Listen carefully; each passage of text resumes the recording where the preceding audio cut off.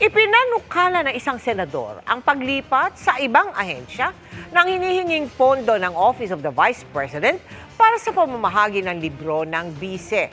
Pati na rin ang mga programa ng OVP na pareho sa ginagawa na ng ibang ahensya ng gobyerno. Aabot yan sa milyong-milyong piso. Nakatutok si Mav Gonzales.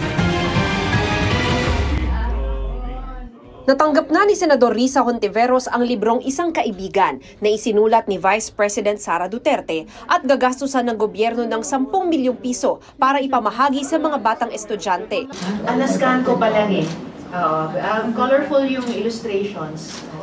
Tapos mamaya basahin ko verbatim yung text. Ipinadala ito ng bise gaya ng pangako kahapon matapos niyang hindi idetalye ang kwento ng isinulat niyang libro, sabay-sabing pinupolitika ang budget hearing. Madam Chair, the explanation is in the title, Isang Kaibigan. It's about friendship. Kung sana ganun yung naging sagot sa simula pa, 'di ba? Napakasimple. Simpleng tanong, dapat simpleng sagot. November 2023 nang ilunsad ni VP Sara ang librong ito na kanyang iniakda.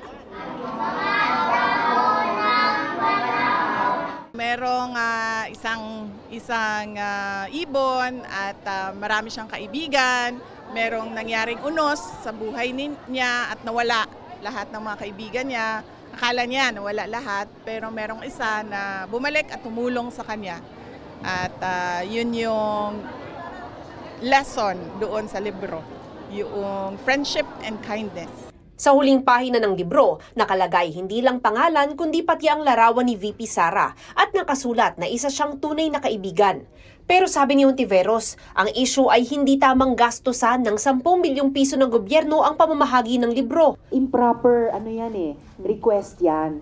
Dahil kung meron kang sinulat na libro, hindi dapat gamitan ng government funds at taxpayers' money para ipamudmod. Textbook ba yan? Approved ba ng DepEd? Naku, kung pag-usapan natin yung textbook problem ng DepEd, yung nakaraang 2 taon, ang daming problema, di ba? Hindi siya barya. At 10 million na galing sa buwis ng mamamayan. So, pera pa rin na hawak ng gobyerno na dapat tanungin ng Kongreso. Kaya imbis na gamitin sa pamumudmod ng libro, ipalilipat ni Hontiveros ang pondo sa ibang programa. Gayon din ang iba pang pondo ng Office of the Vice President na nilaan ito sa mga programang pareho lang sa ginagawa ng ibang ahensya tulad ng medical o burial assistance. Lalagyan na lang ng probisyon na pwede mag-request sa kanila ng pondo ang OVP. Pagbobotohan pa ito ng Senado sa takdang panahon. Hindi ito yung unang pagkakataon na ni-raise ko yung issue yan. Na-raise ko na rin yan dati sa NTF-LCAC. Bakit hindi doon na lang sa mga departments ilagak? At kaugnay ng panunumbat ng bise sa paghingi umano niya ng tulong para mangampanya sa Davao City noong 2016. I can't remember if I did, and even if I did, sabi niya hindi naman niya ako tinulungan. But importante sa akin kasi ang memory ko is visual.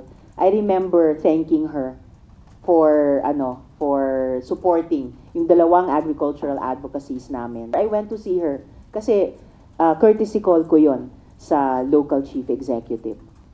Ako po ay isang taong marunong tumanaw ng utang na loob. Pero kung umantong ang isang administrasyon sa patayan or paglustay ng kaban ng bayan, ibang usapin na yan. Sabi ng Senate Finance Committee, trabaho nilang busisiin ng budget at pasok dyan ang mga tanong ni Hontiveros. Sang-ayon ang Senate President. I think Senator Risa had valid questions which I would advise heads of agencies to be patient with and answer because these are all connected with the function of Congress. Para sa GMA Integrated News, Mav Gonzales, nakatutok, 24 oras.